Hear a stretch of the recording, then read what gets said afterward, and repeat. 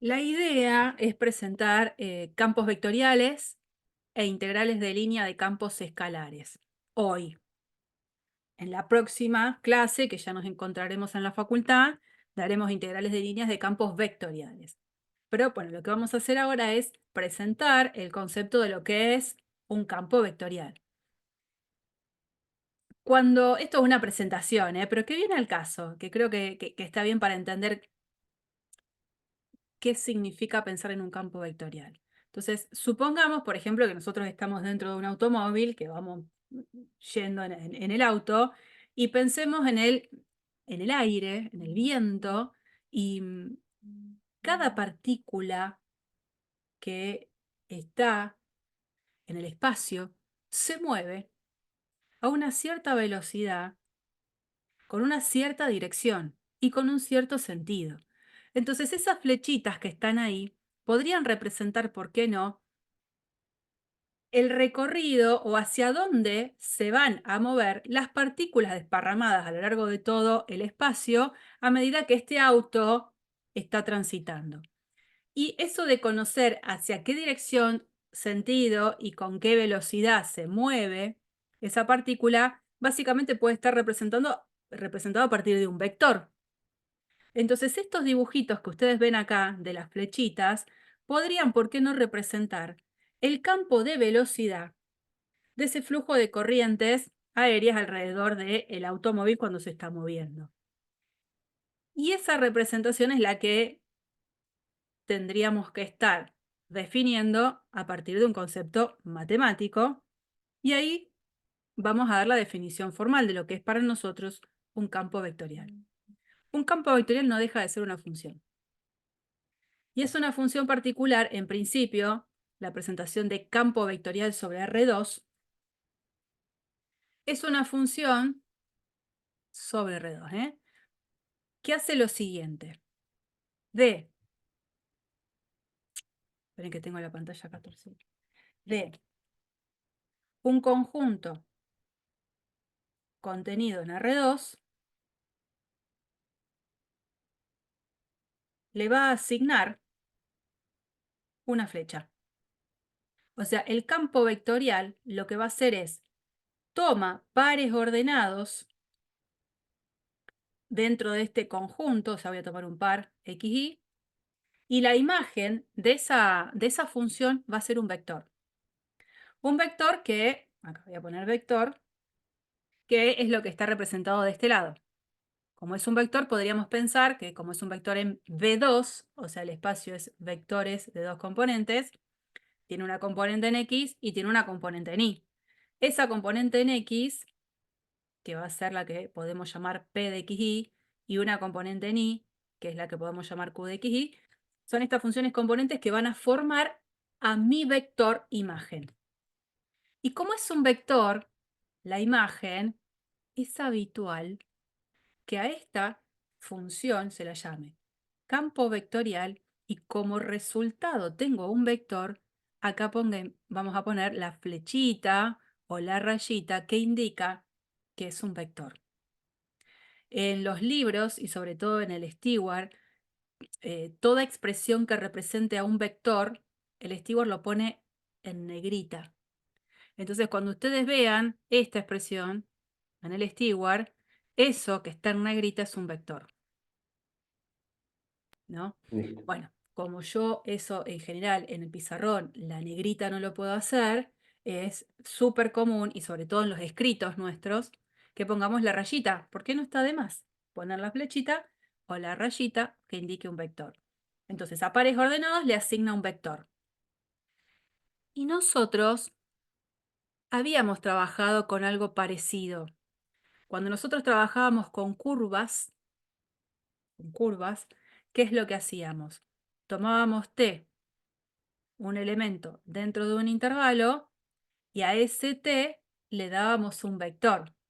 Un vector que podía ser x de t, y de t, z de t, y como era un vector, la notación habitual que usábamos era esta, r raya de t. Bueno, como es un vector, le poníamos el r raya. Lo mismo acá. ¿Cuál es la diferencia entre estas dos presentaciones? Que mientras lo que acá nosotros llamábamos una función vectorial tomaba un subconjunto de R, este campo vectorial toma como elementos en el conjunto dominio elementos que están en un subconjunto de R2. Esa es la diferencia. Bueno, en principio lo que me va a pasar es que me van a dar campos vectoriales con los cuales yo voy a tener que trabajar. ¿Y qué será hacer una representación de un campo vectorial? Porque se supone que yo a pares les estoy asignando vectores. Entonces, como primer ejemplo, vamos a considerar este campo vectorial. Campo vectorial que, si quiero pensar en sus funciones componentes, yo lo tendría que estar escribiendo así. Menos i, coma, x. En este contexto es común que cuando hablemos de vectores usemos esta notación de los piquitos, no la de los paréntesis. En este mundo de campos vectoriales vamos a usar esa notación. Donde me está diciendo que la primera componente es menos i y la segunda componente es x. Bueno, ¿cómo es que funciona este campo vectorial? La representación en general es la siguiente. Acá es como si estuviésemos haciendo una típica tabla de valores. Tomo pares ordenados y veo qué vector tiene como imagen este campo vectorial. Si tomamos el punto 1, 0, el campo vectorial evaluado en 1, 0, ¿qué es lo que me dice? Que la primera componente del vector, imagen, es el opuesto de la segunda componente del elemento, ¿no? Si yo pongo el Claro. campo vectorial evaluado en un par xy, la primera componente es menos i, o sea, el opuesto de la segunda coordenada del par. Y la segunda componente del vector coincide con la primera coordenada del par.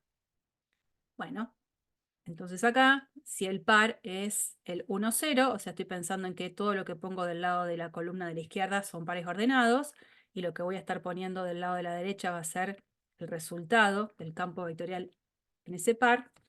Fíjense que me estaría dando, si lo empiezo notación de vector, me dice el opuesto de la segunda coordenada.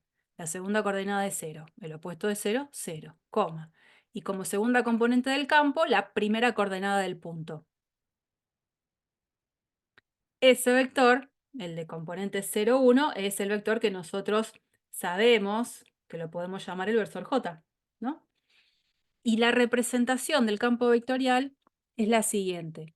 Me paro en el punto 1, 0, me paro en este punto, y sobre ese punto hacemos el dibujito de su vector imagen.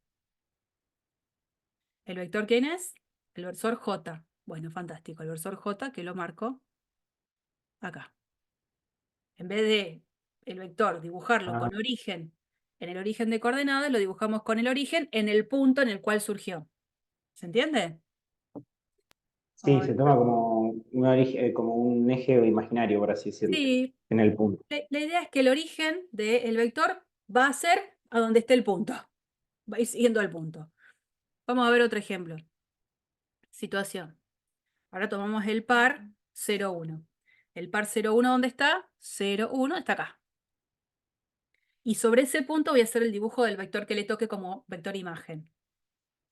Bueno, se supone que si voy a la representación tengo que tomar la segunda coordenada del punto y ponerle el opuesto, entonces va a quedar menos 1, coma, y la segunda componente del vector es la primera coordenada del punto, 0. Bueno, ese vector es el que nosotros llamaríamos menos el versor i. O sea, dibujito acá.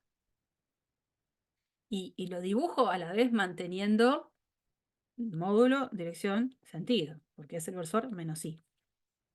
Uno más, aunque ya creo que se puede llegar a entender, me voy a parar en el puntito menos 1, 0. ¿Dónde? Menos 1, 0. Acá. Me tengo que fijar qué vector se le asigna como vector imagen. Dice, segunda componente del punto a la que le cambio el signo. como la segunda componente del punto es 0, 0, y después la segunda componente del vector es la primera coordenada del punto, menos 1. Bueno, es lo que nosotros llamaríamos menos j. Entonces ahí marcamos, bueno, menos j. Todos estos puntitos son otros puntos que pueden participar, digamos, en esta tabla de valores clásica que uno haría como si fuese una función de análisis 1 en los primeros ejercicios de gráficas de funciones. Pero esto así no me lleva a ningún lado, digamos, tengo que tratar de buscar alguna forma de interpretar más contundente a este campo vectorial. Y uno lo que puede hacer es lo siguiente, para interpretar un poquito mejor cómo es que se comporta este campo vectorial.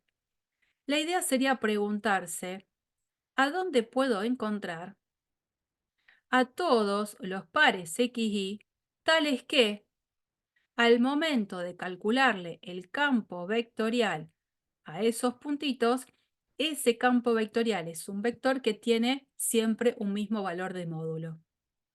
Es como que digo, bueno, a ver, ¿a dónde encuentro a todos los puntos que al momento de calcularle el vector imagen son vectores siempre de módulo 1? O son vectores siempre de módulo 2 o de módulo 1,5. Entonces se plantea eso, digo, ¿dónde ubico a todos los puntos que tienen como vector resultado un vector que tiene siempre el mismo módulo? No hablo de dirección ni sentido, no estoy hablando de eso. Bueno, el campo vectorial tiene este comportamiento, tiene estas componentes, menos i, x. ¿Cómo se le calcula el módulo a un vector? La raíz cuadrada de la suma de sus componentes al cuadrado.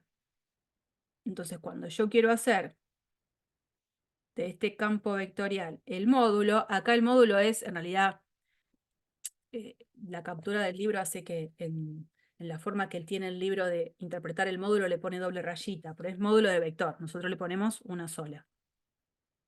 Es el módulo del vector de componentes menos i, x. Bueno, el módulo sería la raíz cuadrada de menos i cuadrado más x cuadrado. Lo acomodamos acá. Resulta que todos los puntos que van a tener un vector de módulo constantemente siempre igual a c, son puntos que, bueno, cumplen esta igualdad, elevando al cuadrado miembro, son puntos que cumplen esta igualdad. O sea que son puntos que van a estar sobre una circunferencia centrada en el origen de radio c. Por lo tanto, fíjense, estos tres puntitos, los que yo había tomado, en los que están representados ahí en el dibujo, son puntitos que están sobre la circunferencia de radio 1, centrada en el origen. Todos los vectores, imágenes, son vectores de módulo 1, con diferente dirección y sentido, ¿no? Pero todos vectores de módulo 1. Entonces, por ejemplo, en esta circunferencia centrada en el origen de radio 3, voy a tener en todos esos puntos vectores, imágenes que van a tener módulo 3. Y por la forma en la que se comportan las componentes, fíjense que siempre va a ser un vector que va a ser tangente a esa circunferencia. Y es más, orientados esos vectores tangentes en un sentido que se lo llamaría antihorario. ¿Mm? Hay una... Esperen que voy a sacar todo eso. En el apunte, voy a tener que salir de la pantalla completa porque no lo voy a poder activar, sino en el apunte hay una aplicación que es esta, en la que yo puedo dibujar el campo vectorial dándole las funciones componentes. Entonces, por ejemplo, acá la primera componente en nuestro caso era menos i y la segunda componente era x. Y ahí tengo el dibujito de cómo se comportan las flechas. Si quiero más cantidad de flechas, voy a venir acá, donde dice densidad, y voy a poner más. Más. Fíjense cómo se comporta este campo vectorial.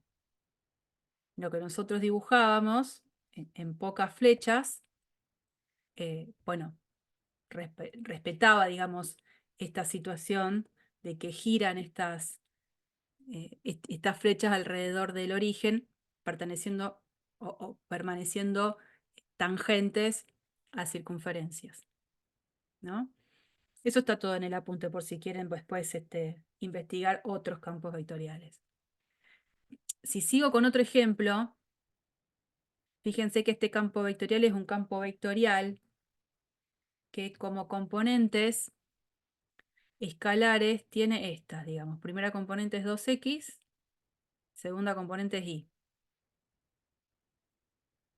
Y podría otra vez, ya que entendí un poco el razonamiento que se usó en el ejercicio anterior, preguntarme a dónde encuentro a todos los pares, tales que al momento de calcularle el campo vectorial a a esos pares, me devuelve vectores que tienen siempre un mismo módulo C.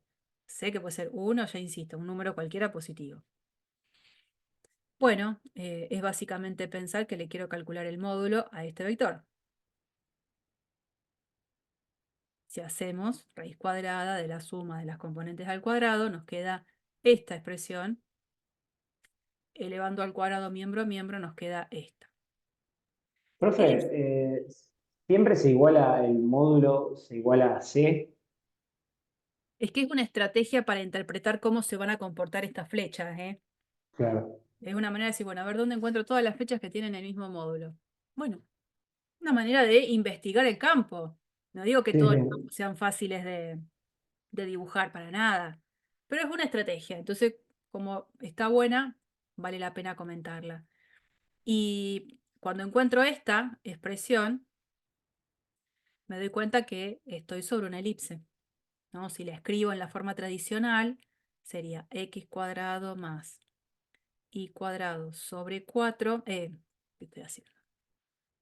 Sería, acá tenía igual a c cuadrado, ¿no? Yo voy a querer un 1, entonces acá va a quedar c cuadrado y acá me queda 4c cuadrado. Y ese 4, en vez de dejarlo ahí, lo dejamos acá. Entonces son todas elipses donde el eje mayor se encuentra sobre el eje y, porque c cuadrado es más grande que c cuadrado sobre 4. Bueno, cada vez que esté en una elipse que respete una ecuación como esta, en todos esos puntos voy a tener que el dibujo de las flechas son vectores de igual módulo. Pero fíjense que la forma en la que se comporta este campo vectorial, a diferencia del anterior. Antes las flechitas, por la forma en la que eran las funciones componentes, eran flechitas que eran tangentes a la circunferencia. En este caso no se estaría dando eso. Fíjense que son flechas que se escapan, que tienden a salir hacia afuera Claro. los puntos que están sobre la elipse. Y si hago el dibujito sobre esa aplicación que teníamos recién, 2xy era el campo. Acá. 2x y. ¿eh? Este sería mi dibujito. Menos flechas o más flechas. ¿Cómo se comporta? Claro, tienden a O sea, escapar, digamos, la elipse. Ujú. yo para darme cuenta de esto, o sea, viendo los dos ejemplos, en el primero tenemos como que es una circunferencia, podría decirse, haciendo o igualando esta la constante. O sea, siempre tenemos que encontrar primero lo que sería una figura del campo escalar y después ahí empezamos a valorizar para ver hacia dónde van a ir los vectores. Entonces, Claro, porque dependiendo cómo sean sus componentes, cuál va a ser la forma en la que el vector va a apuntar. ¿Está bien? Yo cambio la función ah, exponente y totalmente cambia esto, ¿no? Em, por ejemplo, en este caso, ejemplo uno, o sea, yo si cambiara la función f de x y seguiría siendo una circunferencia, distintas circunferencias concéntricas, pero me cambiaría el haz de vectores, podría decirse. sí, imagínate, bueno, acá es menos ix, ¿no? Pará, Ujú. voy a ir, el que teníamos era menos i, x. Ese era el que teníamos. Sí. En vez de ponerle menos i, le pongo i. ¿Ves cómo cambia? Ah, Totalmente cambió, Abruptamente sí. abruptamente. Otra cosa. Si le pongo acá, en vez de ponerle X, le pongo menos X.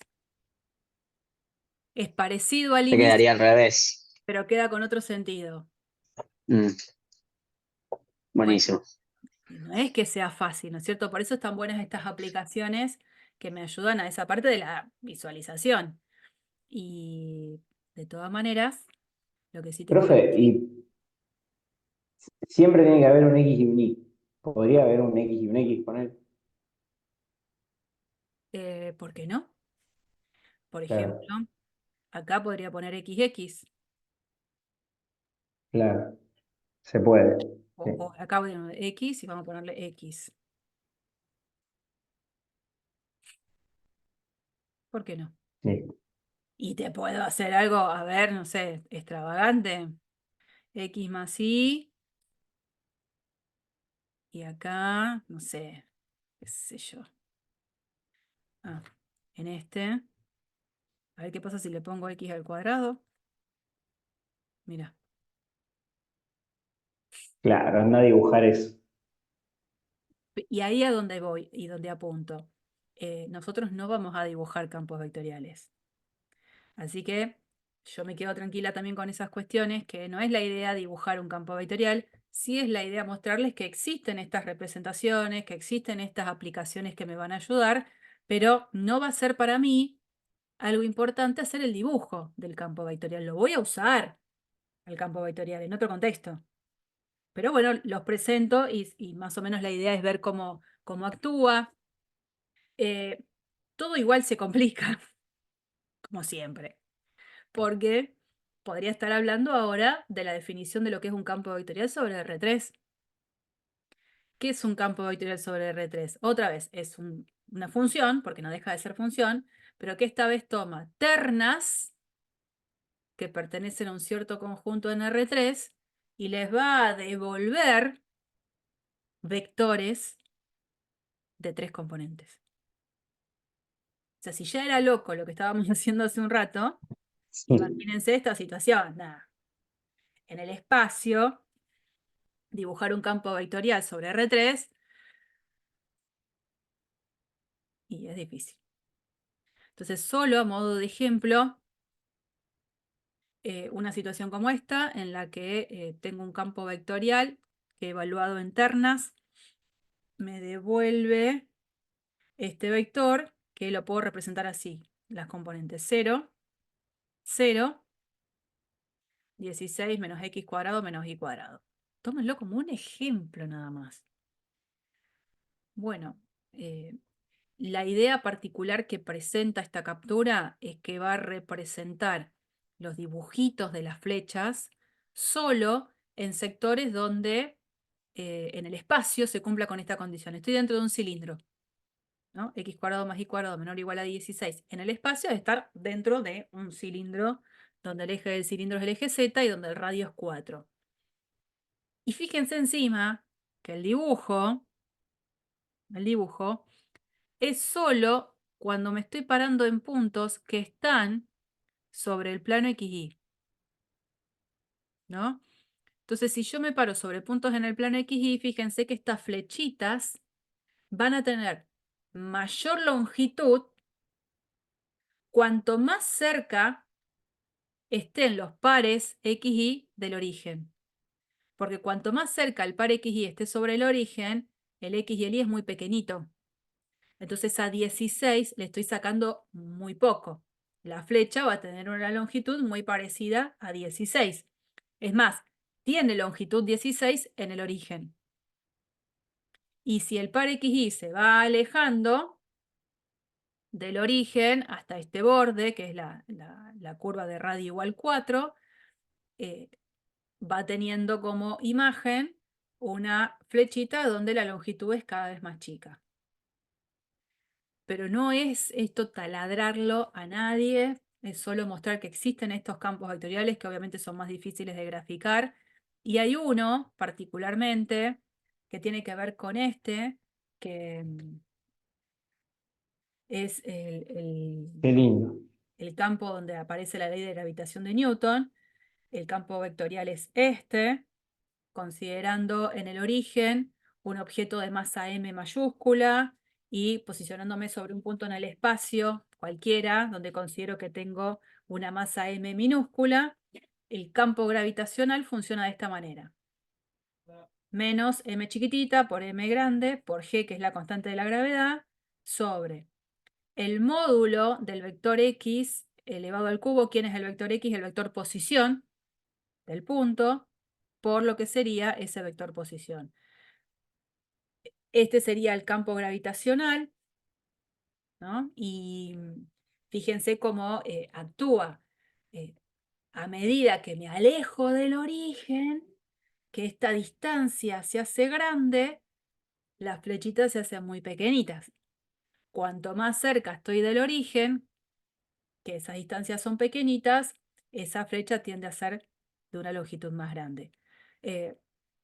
Solo para presentar que existe esa situación, son 2 ejemplos nada más, y después, si tienen ganas, pueden justamente trabajar con esta otra aplicación que hace el dibujo de los campos vectoriales en el espacio, ¿no? Ustedes pueden venir acá abajo y van a poner las 3 componentes del campo vectorial y van mirando y pueden girar, ¿no? Rotar, cómo es que ese campo vectorial actúa. Bueno, para investigar y para jugar un poquito. ¿Mm? Bien. Ya entendemos lo que es un campo vectorial, es una función, pero que toma pares y le devuelve vectores en B2, o toma ternas y le devuelve vectores en el espacio. Hay un campo vectorial que nos va a acompañar un montón y que ya nos venía acompañando con anterioridad, que es el campo vectorial gradiente. Este es conocido. No lo llamábamos campo vectorial gradiente. Nosotros lo llamábamos gradiente solo. Que dado una función escalar, el campo de gradientes es ese vector. ¿Se acuerdan que llamábamos gradiente de una función a el vector que estaba conformado por las derivadas parciales de la función? Si la función era de 2 variables, el campo vectorial iba a tener 2 componentes, y si la función es de 3 variables, el campo vectorial va a tener 3 componentes. Pero solamente lo llamábamos gradiente en ese contexto, ¿se acuerdan? Usábamos esto solo. ¿Para qué se usaba el gradiente? Sí, sí. ¿Se acuerdan? ¿Para qué se usaba?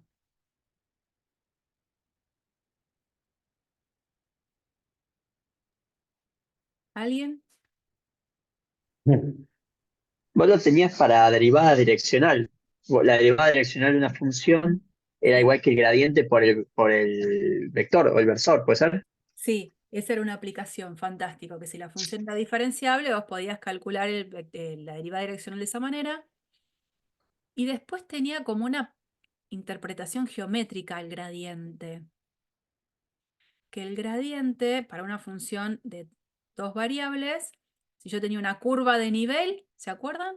Y me posicionaba en un punto, el gradiente era perpendicular a la curva de nivel de esa función de 2 variables. Y para una función de 3, cuando yo tenía una función de 3 variables y trabajaba sobre una superficie de nivel, el gradiente iba a ser perpendicular a la superficie. Esa era la interpretación geométrica del gradiente, ya sea de 2 componentes o de 3 componentes. Bueno, no es alguien que a ustedes les resulte para nada desconocido, ya habíamos presentado el gradiente, solo que con la palabra gradiente solo. Bueno, lo que sí es nuevo es esto. Un campo vectorial se va a denominar campo vectorial conservativo. Esto es un campo vectorial. Si él es el gradiente de alguna función escalar. Y acá es la traducción. Un campo vectorial se lo va a llamar campo vectorial conservativo si existe alguna función escalar que al momento de calcularle el gradiente a esa función escalar, me devuelve el campo vectorial. ¿Está bien? Definición. Y esa función f chiquitita, en el caso de que exista, esta chiquitita, se le va a dar un nombre. Se le va a dar el nombre de función potencial. Entonces son dos nombres nuevos que aparecen. Campo vectorial conservativo y función potencial. ¿Mm? Perdón por si escuchan al chiquitín ladrar. Ejercicio. Probar que este campo vectorial es un campo vectorial conservativo. Yo le voy a comentar un poco el contexto en el que Sí. vamos a trabajar. Uno va a tener que trabajar con campos vectoriales mucho, y a partir de ahora mucho. Conocer si un campo vectorial es conservativo o no está bueno porque va a estar involucrado con cuentas a posterior.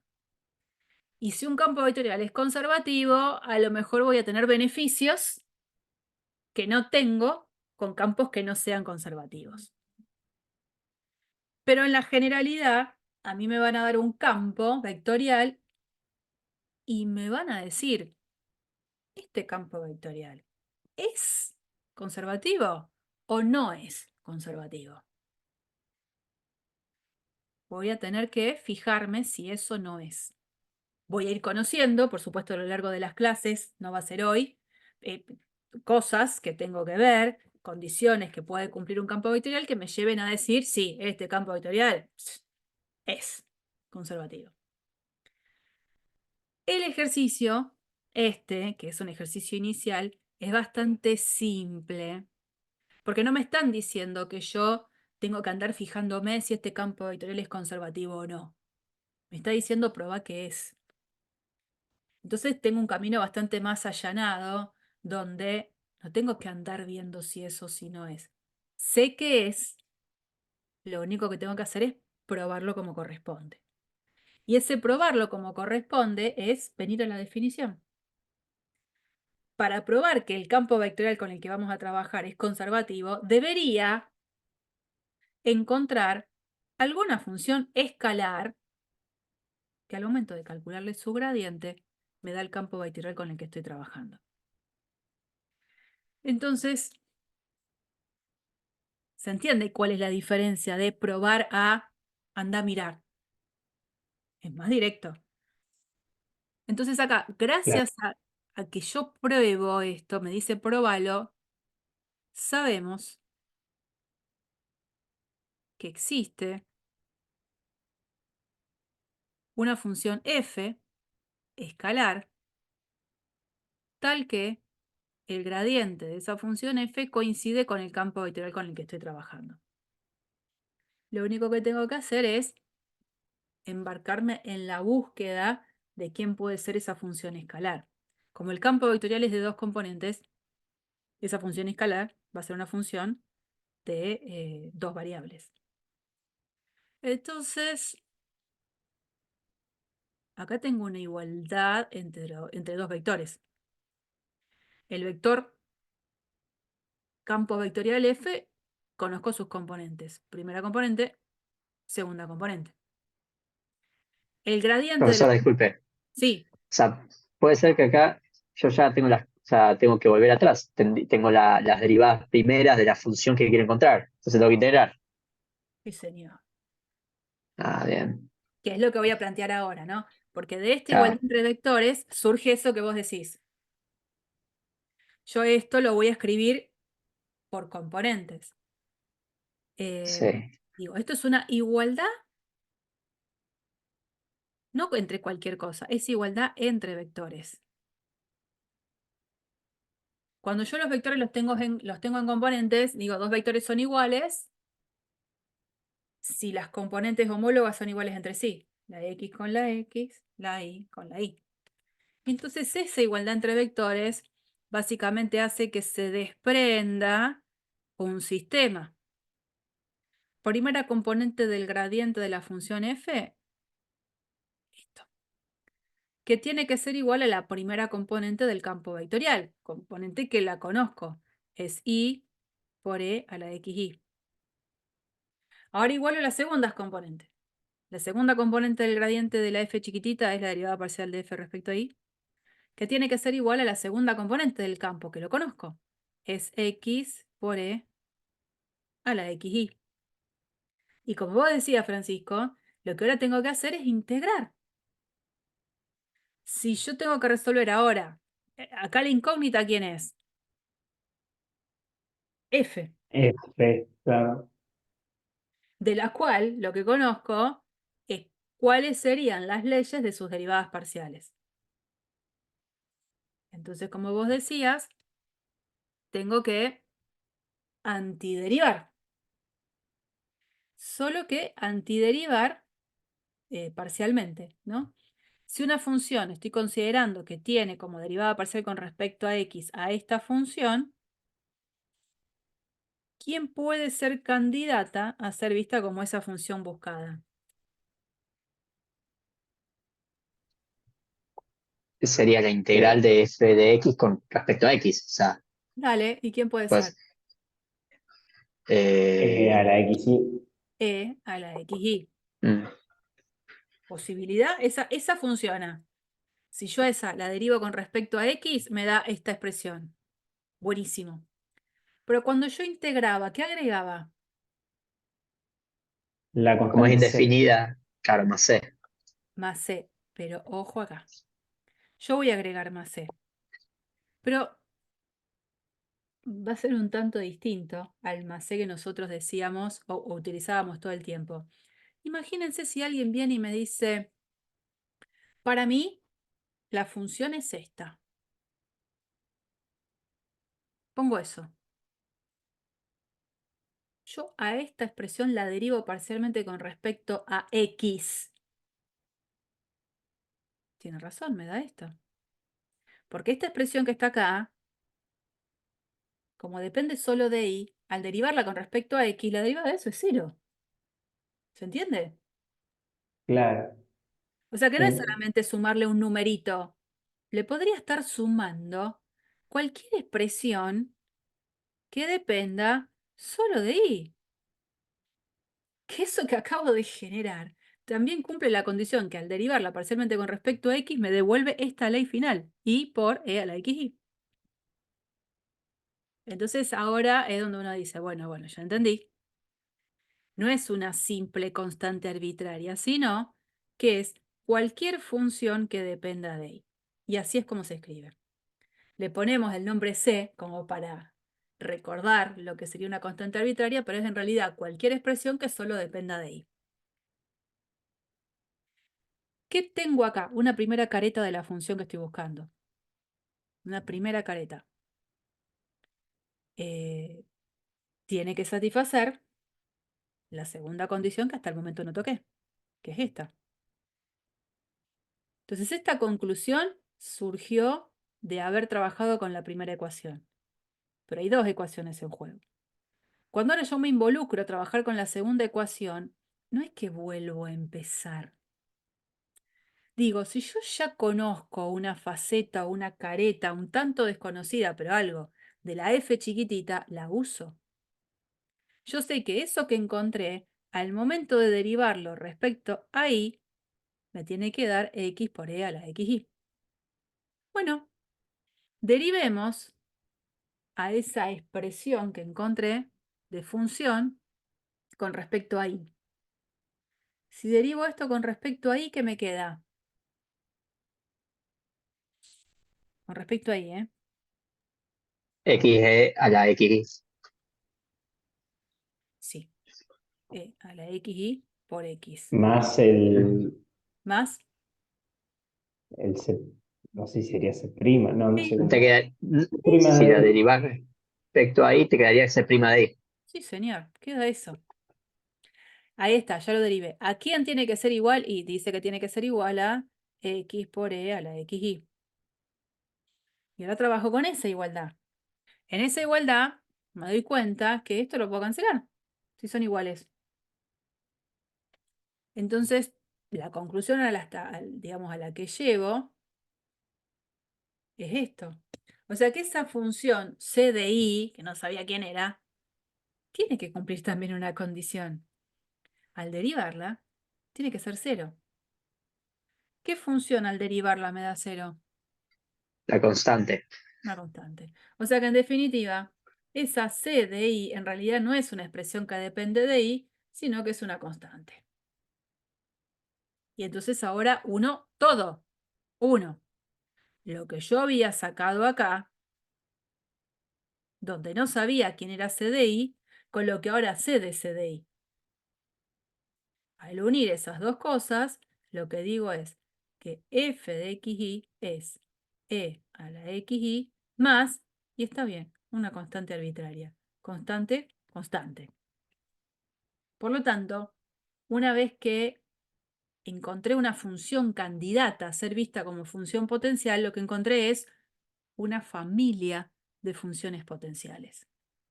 Cualquiera de estas, e a la xy más 1, e a la xy más pi, e a la xy más raíz de 3, son todas funciones que cumplirían con lo que necesito, que el gradiente de la función coincide con el campo vectorial. Entonces lo que tengo acá es una familia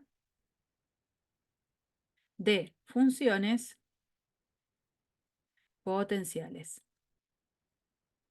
O sea que en realidad tampoco es que me extraña, porque cuando uno trabajaba con cálculo de primitivas, ¿se acuerdan que una vez que encontraba una, encontraba infinitas? Bueno, esto es un poco eh, lo mismo. Todo eso que yo escribí está puesto en esta diapositiva. ¿eh? Esto de ahí es donde sale y tengo la familia de funciones potenciales. Bueno, ahora voy como a hacer un punto y aparte. Ya presenté los campos vectoriales, van a venir con mucho fervor la semana que viene. Ahora voy a empezar a trabajar con el concepto de integrales de línea de campos escalares. ¿Qué es esto? ¿No? La idea es que estas tres cosas ya las hemos trabajado. Cuando teníamos una función de una variable, una f chiquitita de x, aprendimos a calcular una integral simple. Cuando trabajábamos con funciones de dos variables, o sea, una f de xy, aprendimos a calcular una integral doble. Después, cuando trabajábamos con funciones de tres variables, una f de x y z, aprendimos a calcular integrales triples. Bueno, ahora ¿cuál va a ser la idea? Vamos a trabajar con funciones de dos variables o funciones de tres variables que van a estar integradas sobre curvas. ¿Ven? Una función de dos variables antes se integraba sobre una región en el plano. Una función de tres variables se integraba sobre una región en el espacio. Bueno, ¿por qué no pensar que como dominio de integración, ahora pienso en una curva? Bueno, de pensar en esa situación va a aparecer lo que nosotros después vamos a llamar integrales de línea de campos escalares, que en realidad es una traducción, porque cuando uno habla de integrales de línea, cuando habla de la palabra línea, automáticamente se imagina una recta. Bueno, pero está dicho acá de una manera más genérica, integrales de línea como integrales curvilíneas, que es una expresión que también aparece en los libros, que sería, creo, la mejor traducción en vez de integrales de línea. Pero bueno, la generalidad, la mayoría de los ejercicios, de los apuntes que van a encontrar, habla de integrales de línea. ¿Y eso cómo se hace? La presentación, digo, ¿no? ¿Cómo se hace? No se asusten por esto, pero bueno, es parte, digamos, de la presentación. Ustedes, a ver, voy a llevarlos. Cuando hacíamos esto, era porque trabajábamos sobre un intervalo, AB, y el intervalo lo dividíamos en mini intervalitos. Cuando trabajábamos con funciones de dos variables, en un primer momento, ¿se acuerdan que trabajábamos sobre un rectángulo? ¿Y qué hacíamos? lo dividíamos en mini rectángulos. Cuando trabajábamos con funciones de 3 variables, tomábamos lo que nosotros llamábamos la cajita de zapatos, el paralelepípedo recto, y lo dividíamos en mini paralelepípedos rectos. Si ahora voy a integrar sobre una curva, ¿qué voy a hacer? A la curva la voy a dividir en mini pedacitos de curva. ¿Se entiende eso? Sí. Bueno, recordemos qué es lo que hacíamos en cada uno de los casos anteriores. Una vez que particionábamos el dominio en juego, en cada mini pedacito del dominio, ¿qué hacíamos? Tomábamos un punto representante. Un punto representante en cada uno de esos subconjuntitos. Entonces acá, una función de una variable, hacíamos f en x, y estrella, punto representante del iésimo subintervalo. ¿Y por quién lo modificaba? ¿Por quién lo multiplicábamos en este mundo?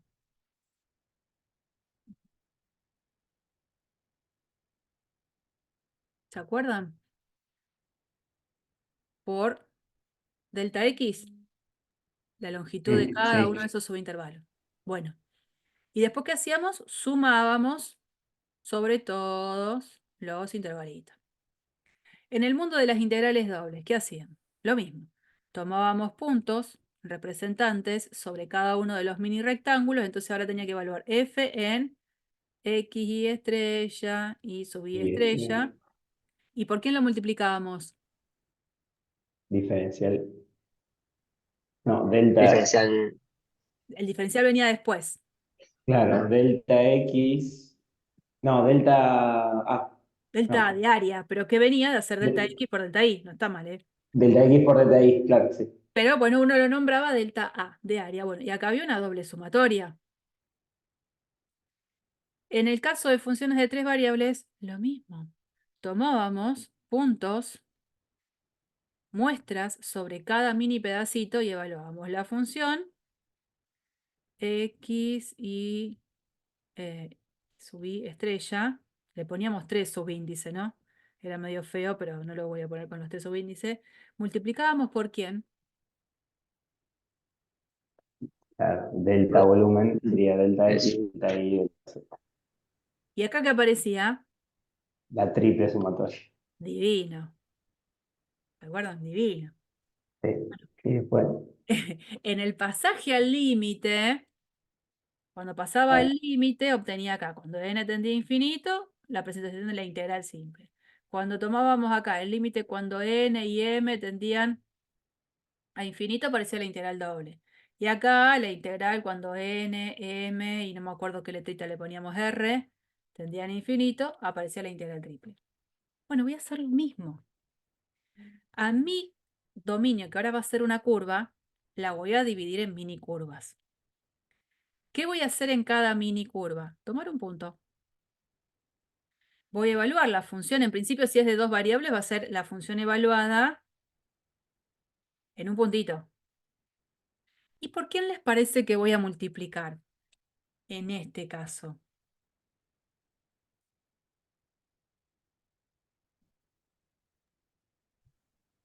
Esto era la longitud del mini. delta L de longitud Bueno, pero pará, ¿y longitud de qué sería? de la curva, ¿De la curva completa o de qué? del pedacito, del, del pedacito de curva. Bien, entonces acá va a aparecer un delta SI, así es como lo vamos a anotar, que es la longitud del mini pedacito de curva. ¿Cómo eso lo vamos a hacer? Sobre todos los pedacitos de curva va a aparecer una sumatoria, una sola. Si existe el límite de esta sumatoria, a ese límite le vamos a dar un nombre. Le vamos a dar el nombre de integral de línea. Y va a tener una notación especial, así como hubo notación especial en cada una de las integrales anteriores que estuvimos definiendo, ¿no? Bueno, todo eso, por supuesto, está explicado como corresponde en este fragmento, porque para dividir mi curva en n pedacitos de curva, ¿de dónde va a salir eso? Y esencial, lo que yo necesito de la curva es que cumpla condiciones. Que esa curva sea una curva suave. ¿Qué significaba que fuese suave? Que tuviese una representación vectorial de una función r raya de t que tenía que ser continua y distinta del vector nulo. Esta era la condición de una curva suave. Entonces, si yo tengo t perteneciente a un cierto intervalo AB, r raya de t es la función vectorial que va a representar a esta curva C que está dibujada acá. Porque nosotros sabemos que para hablar de una curva necesito hablar de una parametrización. Entonces, para partir esta curva en mini pedacitos de curva, ¿qué es lo que se hace? Se parte o se particiona el intervalo donde t varía. Cada uno de estos valores, al momento de evaluar la función r, fíjense, este es a, que sería mi t sub 0, mi primer elemento. Este sería t sub 1. Este de acá sería t sub 2. Este t sub 3. Y así sigo, hasta que el último, que es b, sería mi t sub n. Cuando yo evalúo la función r raya en t sub 0, tengo el punto p sub 0. Cuando evalúo r raya en t sub 1, tengo el punto p sub 1. R raya en t sub 2, el punto p sub 2. Y así tendré todos los puntos que van a originar esos mini pedacitos de arco. Esta es la parte formal de la presentación. Ustedes me preguntarán, ¿esto lo suele tomar en una teoría? Y yo les voy a decir que no, es real. Pero al menos en esta presentación de la clase trato de hacerlo lo más formal que puedo. Aparece entonces esta sumatoria si existe, como yo les decía hace un ratito, el límite de esta sumatoria cuando n tiende a infinito, a ese límite se le va a dar un nombre. Integral de línea de f a lo largo de la curva C. Integral de línea de la f, de ese campo escalar, porque esto es un campo escalar, no es una raya, esa f en un par me devuelve un número. Y la notación, fíjense cuál es. Obviamente una integral. Como subíndice, digamos, de la integral, así como antes poníamos el nombre de el conjunto dominio, ahora como mi conjunto dominio es una curva, habitualmente ponemos esa C, y ese delta S se transforma en diferencial de S.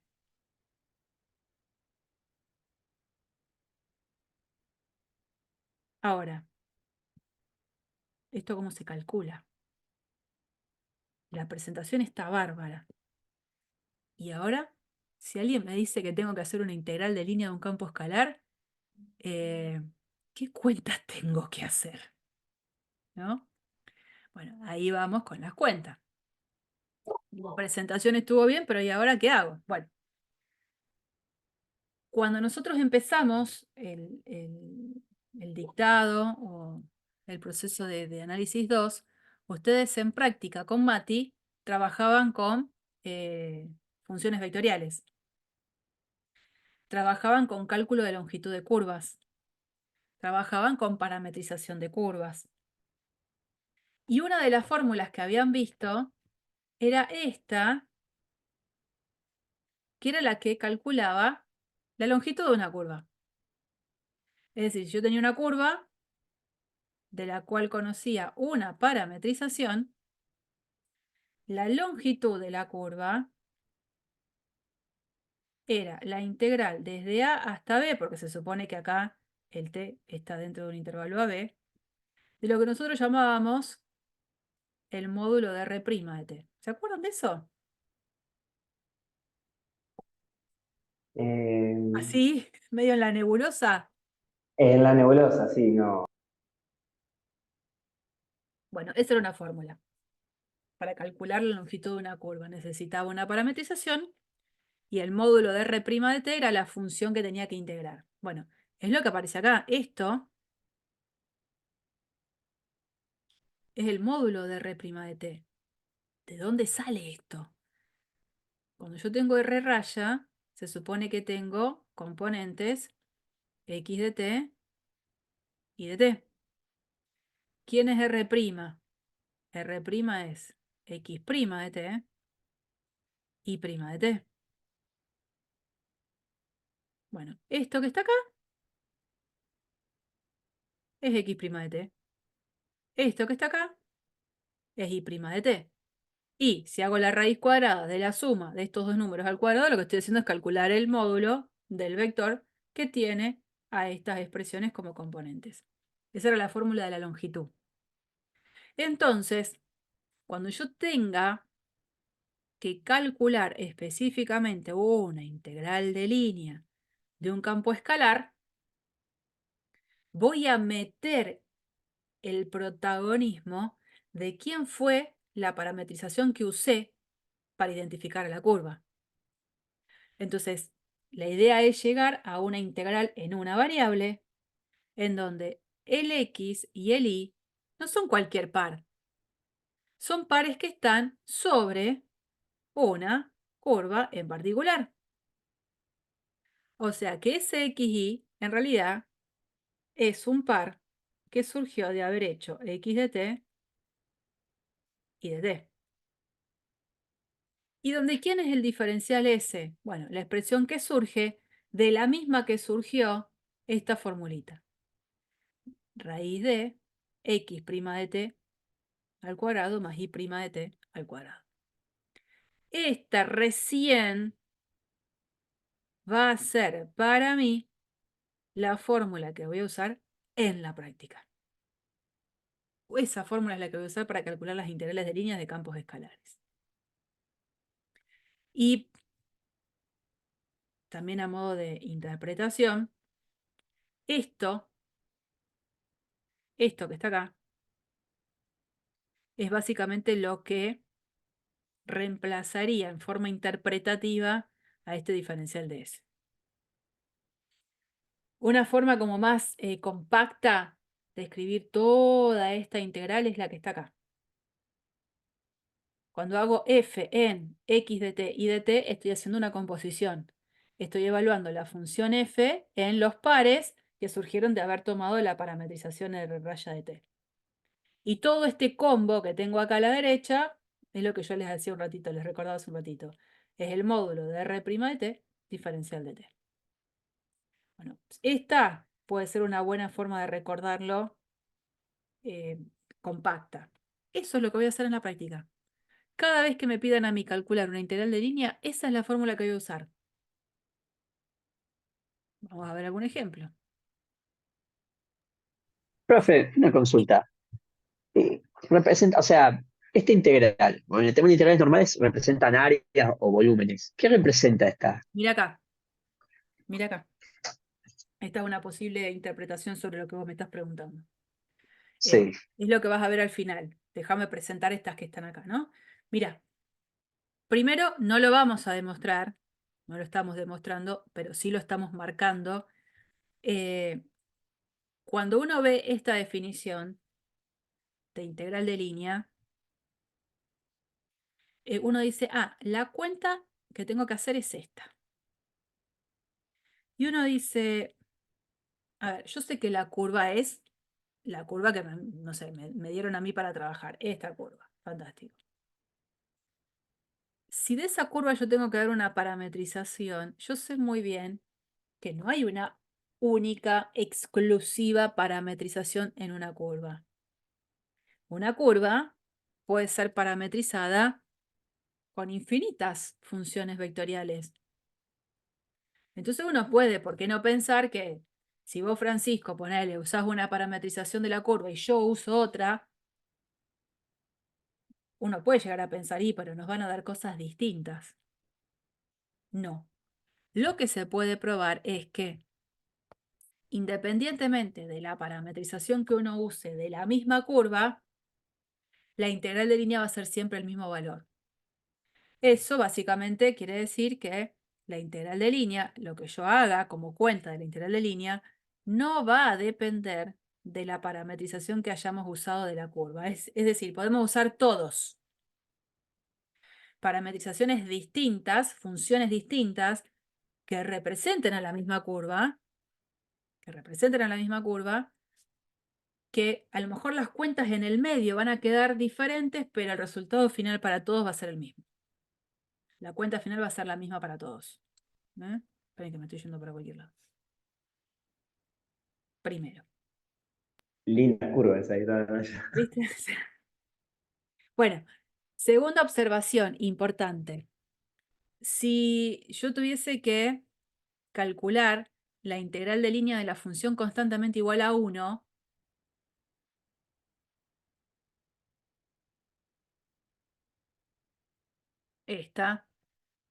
la fórmula que me queda es la que tiene que ver con lo que nosotros sabíamos, era el cálculo de la longitud de curva.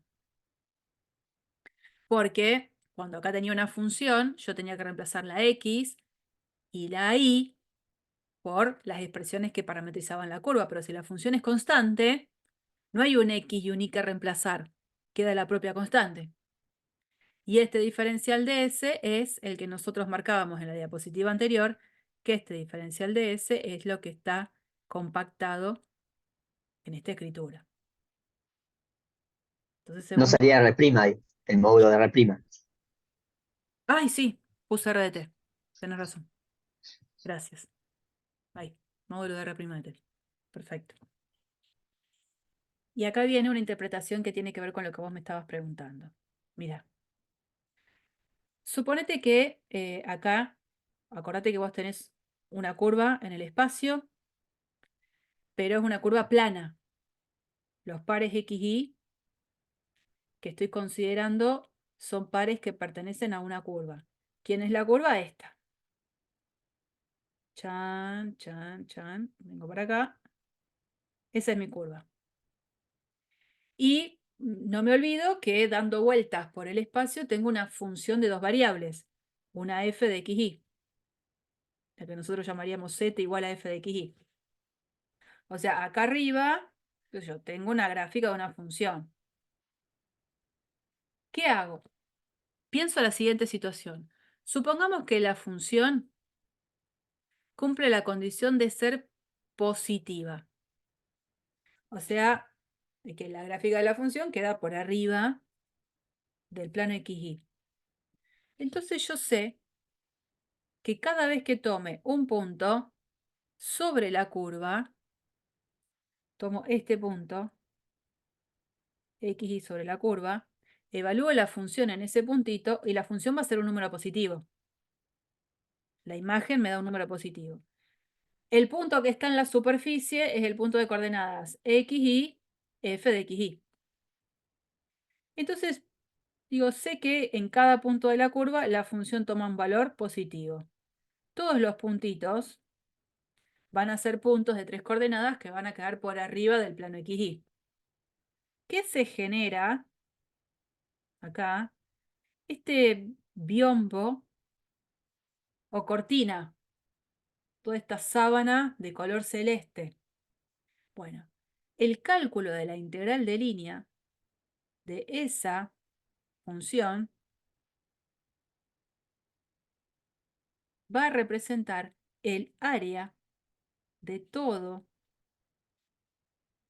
esta superficie mirada como esa cortina.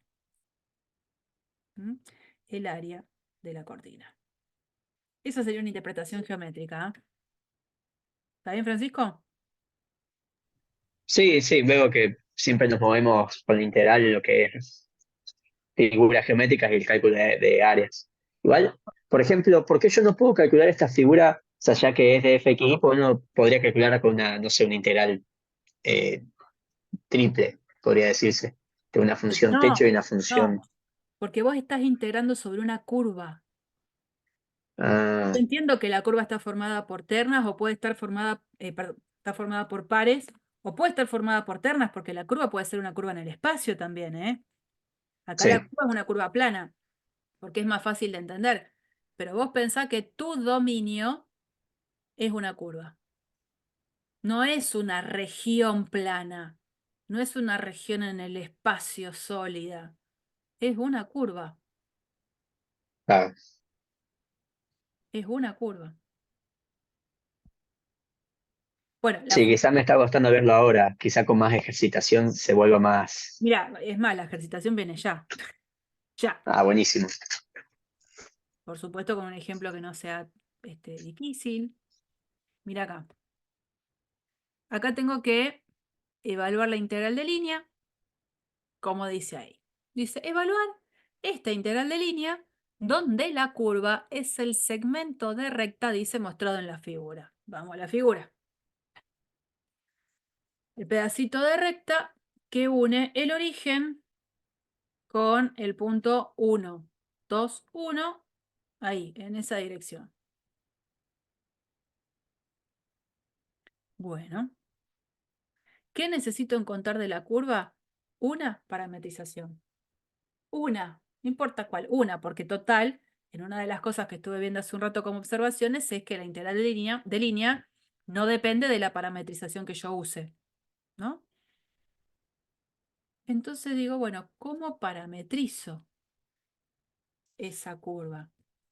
Y acuérdense, esto ya lo habíamos visto, me parece en una situación por allá hace tiempo, cuando yo tengo que parametrizar un pedacito de segmento, donde tengo un punto x0 y 0z0 inicial, y tengo a este lo llamamos p sub 0, y un punto p sub 1 de coordenadas x1 y 1 z1, punto final, hay una parametrización que funciona muy bien de este segmentito, que es la que usa, por supuesto, lo que serían las ecuaciones paramétricas de una recta, pero en un tramo más corto, porque no quiero toda la recta. Si uno pone como punto de paso siempre el punto inicial, más t por las componentes de un vector que le dé dirección a esta recta, y el vector que uso es, saco ese paréntesis, es este, x1 menos x0, y1 menos y0, z1 menos z0, con t perteneciente al intervalo 0, 1, siempre se va a poder parametrizar ese pedacito de curva que quiero. Fíjense, a medida que los valores de t van creciendo, cómo voy encontrando esta curva. Cuando t vale 0, se anula esto, se anula esto, se anula esto, y estoy en el punto de partida. Cuando t vale 1, ¿qué va a pasar en esta primera igualdad? Cuando t vale 1. Se te va a simplificar el x0, ¿verdad? Te va a El quedar. X, claro. Queda x1. Cuando reemplazo por t igual a 1 en la segunda ecuación, va a pasar algo similar. Los y0 se van, pero queda y1. Y cuando reemplazo por t igual a 1 en la tercera, se van los z0 y queda z1. O sea que el punto de llegada es este. Así que esta es una buena parametrización de ese pedacito de segmento. Y lo pueden usar siempre. Entonces, en nuestro caso, el punto inicial es el origen. Y el punto de llegada es el 1, 2, 1. Entonces, en nuestro caso, quedaría x igual a 0 más t por 1, o sea t, porque acá le resto 0 de nuevo. En y0 es 0 más t por 2 menos 0, 2t. Y z igual a 0, z sub 0 igual 0, z1 igual 1, me quedaría 0 más t por 1 menos 0, o sea, t, con t perteneciente al intervalo 0, 1. Esa es una parametrización de la curva en cuestión, digamos, que es el pedacito de segmento, que es lo que aparece acá. Eso que está escrito en un renglón es lo que yo lo escribí acá, en esta versión, uno debajo del otro. Entonces, hace un rato aprendí que esta integral la voy a hacer como la integral de 0 a 1. ¿De dónde sale el 0 y 1? El 0 y 1 sale de acá, de la variación del parámetro. Hubiese usado otra parametrización en donde la variación del parámetro tenía que ser de menos 3 a 7, no, pondré de menos 3 a 7. Pero obviamente van a cambiar las expresiones de la parametrización. Acá de 0 a 1. Y había que hacer la función en juego, que es esta sería la f de x y z, una función de 3 variables, lo mismo que hacíamos para 2 vale para 3, donde acá tengo que poner f en x de t, y de t, z de t, por, y acá aparecía el módulo de r' de t, diferencial de t. Esa es la cuenta que tengo que hacer. Como yo ya sé quién es x de t, y de t y z de t, en la ley de la función voy a reemplazar por eso. Pero hay algo que todavía necesito encontrar, que es r' de t. Derivo. Esta es x de t. Al derivarla me queda 1. O sea, x' de t es 1. Después, y de t es 2t. Cuando derivo, y' de t es 2. Y después, z de t es t. Cuando derivo, z' de t es 1. De este vector es de quien tengo que hacer el módulo. Y quedó dentro de todo amigable porque quedaron las componentes de ese vector r' constantes. Entonces el módulo de ese vector va a ser un número. Raíz cuadrada de 1 cuadrado más 2 cuadrado más 1 cuadrado, la raíz de 6. Y entonces voy a venir a esto que yo les decía. Esta integral va a ser la integral de 0 a 1 de esto que está acá. Es básicamente esto. La función es x cuadrado, entonces no tengo que poner x cuadrado, sino que tengo que poner x de t al cuadrado, como x de t era t, aparece t cuadrado, menos lo que es y, pero no tengo que poner y, tengo que poner lo que es y de t, que es 2t. Y después dice más 3z, no tengo que poner z, sino tengo que poner lo que es z de t, t, por el módulo diferencial de t. A partir de ahora, esto es un problema que no es de análisis 2. Ustedes vieron que yo siempre uso esa expresión. Es calcular la integral. Busco primitiva, evalúo con la regla de Barrow y listo, ¿no? En este caso me quedó menos 2t más 3t, me quedó una t. Busco una primitiva, la expresión de la función integrando es polinómica, busco una primitiva, también es otro polinomio, hago la cuenta, resultado final. Así quedó esta integral. Profe, entendí todo menos una cosa. ¿Qué? Eh, Eso de sacar la x es igual a t, y igual a 2t, z es igual a t. ¿Esto de acá No me quedó abajo? muy claro. ¿Esto de acá Sí, no me abajo? quedó muy claro, claro. Bueno, lo que yo te puse acá de manera general, esto Sí, sí, también, así, es la forma que podrías usar, que funciona, de parametrizar siempre un segmento, donde conoces el punto donde comienzo y el punto en el cual termino. Siempre que tenga un pedacito de segmento, lo que tengo es un pedacito de recta. Entonces yo para sí. parametrizar ese pedacito de segmento, me baso en lo que sé de álgebra y geometría, que es las ecuaciones paramétricas de una recta. De la recta, claro. ¿Ah? Entonces, si yo hubiese querido parametrizar completa la recta que pasa por P0 y por P1, acá hubiese tenido que poner con T perteneciente a R. Claro. La recta completa. ¿Qué pasa? Yo no quiero la recta completa. Yo quiero solo el pedacito que va desde P0 a P1. Entonces, ¿qué hago? Pongo como punto de paso P sub 0. ¿Te acuerdas que era punto de paso más T por las componentes de un Sí, vector dirección? sí, sí, Y el sí, vector sí, me dirección acuerdo. es el vector que une estos dos puntos. El vector que une esos dos puntos, ¿quién es? Y bueno, hago OP1 menos OP0. ¿Te acordás? Listo. Sí, sí, sí, me acuerdo, me acuerdo. Sí, resulta que cuando uso esta forma de parametrizarlo, si t varía entre 0 y 1, estoy yendo desde ese punto inicial a este punto final como quería. Claro. Si yo pongo t de 0 a 2, estoy haciendo otro pedazo. Sí, Entonces, sé que claro, sí, tiene que ir de 0 a 1. si va siempre de 0 a 1, estoy justo con el segmento que quiero. Pero tengo que respetar esta presentación. Uso como punto de paso el punto inicial y uso como componentes del vector dirección de la recta el vector que surge de unir P0 con P1. Hago siempre eso.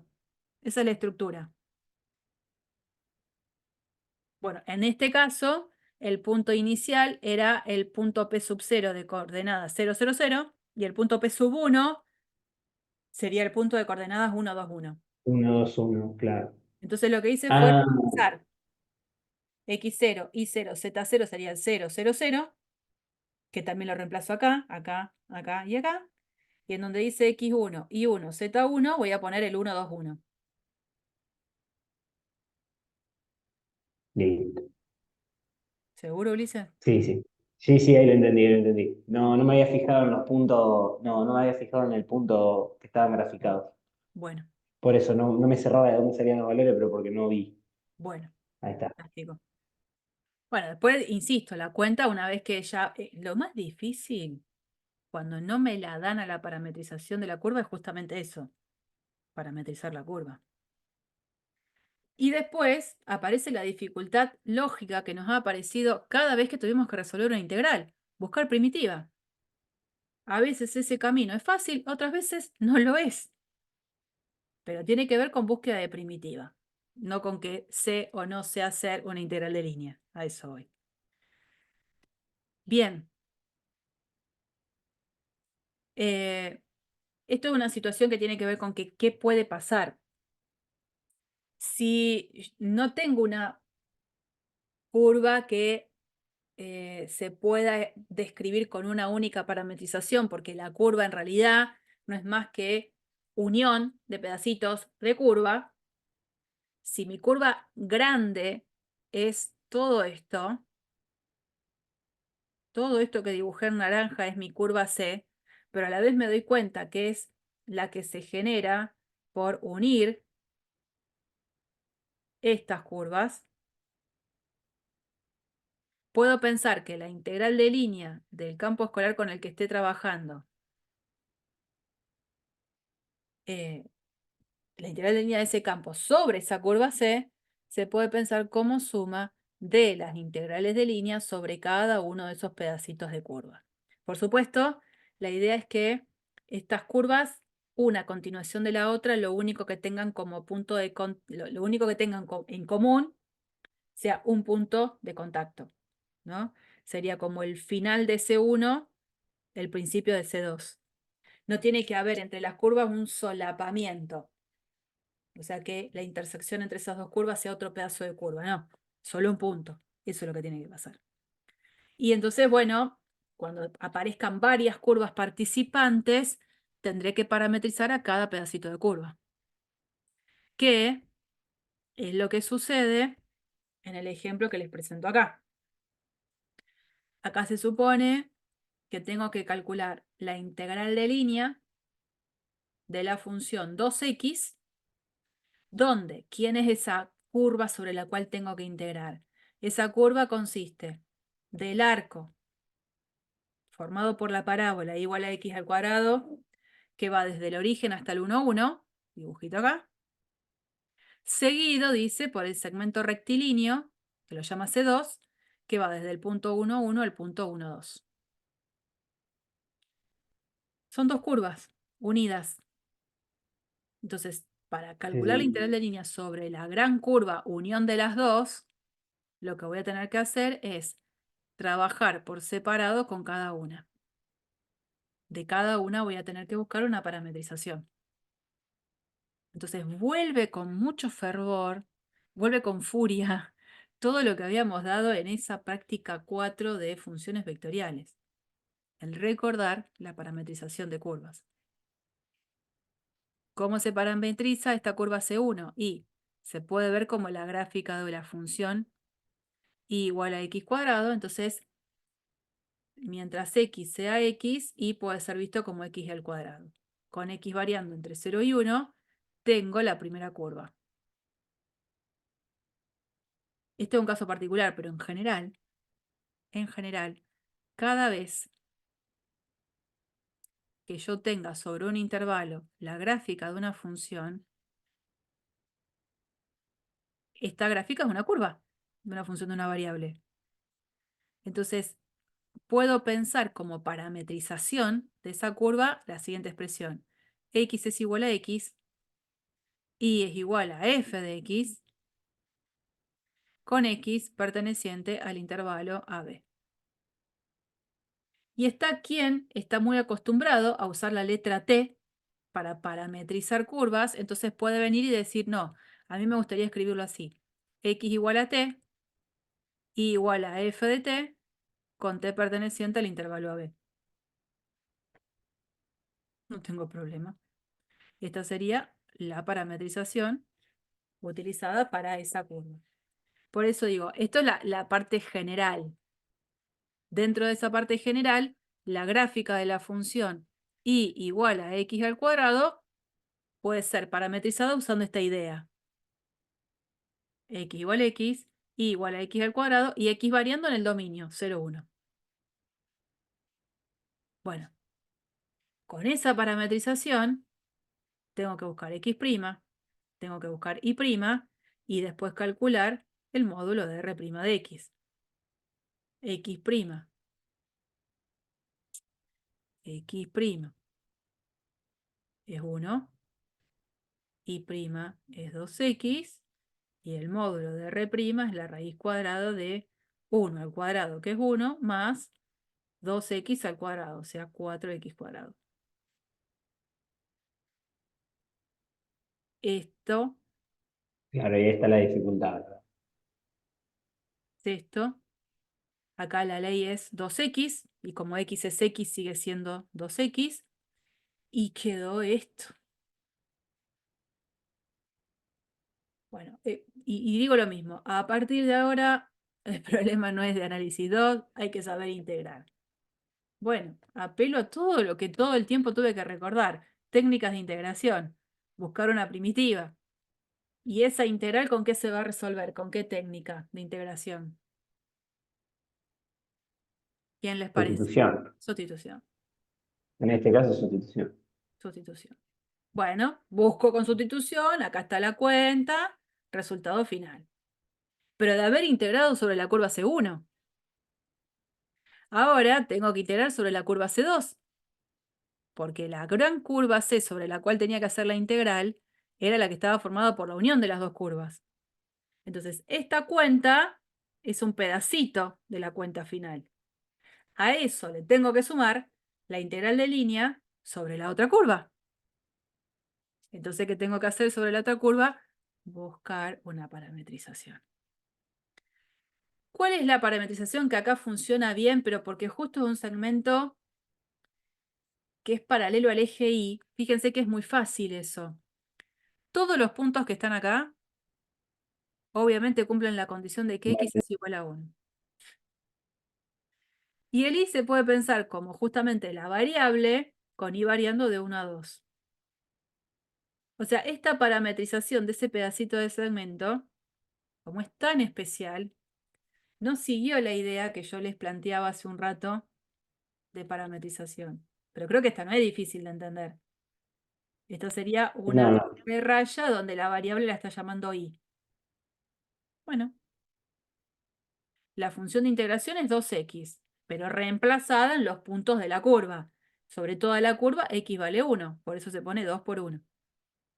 La integral va a depender de a dónde varía la variable. Como la variable es y, varía de 1 a 2. Y lo que aparece acá es r' de y. R' de y, como componentes, ¿a quiénes va a tener? Bueno, esta es una función constante, o sea, la derivada 0. Y la derivada de y es 1.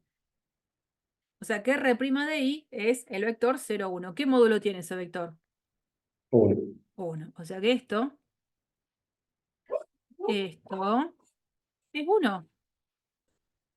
Entonces en la integral desde 1 hasta 2 de la función idénticamente 2. Miren qué fácil que quedó esa integral. Una constante por la diferencia de los extremos en el intervalo. Entonces la cuenta final es la integral de línea buscada es la suma de estas dos integrales de línea. Esta primera integral la teníamos acá y esta segunda integral la tenemos acá. Sumo esos dos números y tengo el resultado final. Y queda lo que queda. ¿Antipático? Y bueno, sí, quedó ese número. Quiero poner con la calculadora un valor aproximado, lo pongo. Pero el resultado exacto tiene que estar ahí. ¿Estamos? Listo, profe. Bueno, esto, si quieren, después lo vemos el lunes que viene. Como yo entiendo que esto es medio como denso, ¿eh? Así que nos quedan ver estas formulitas, que no es más que recordar las fórmulas de cálculo de masa, de centro de masa y momento de inercia, pero ahora relacionadas con integrales de línea. Y vamos a trabajar con estas presentaciones de casos particulares de integrales de línea. Y la idea es ya después engancharnos con integrales de línea de los campos vectoriales. ¿Mm?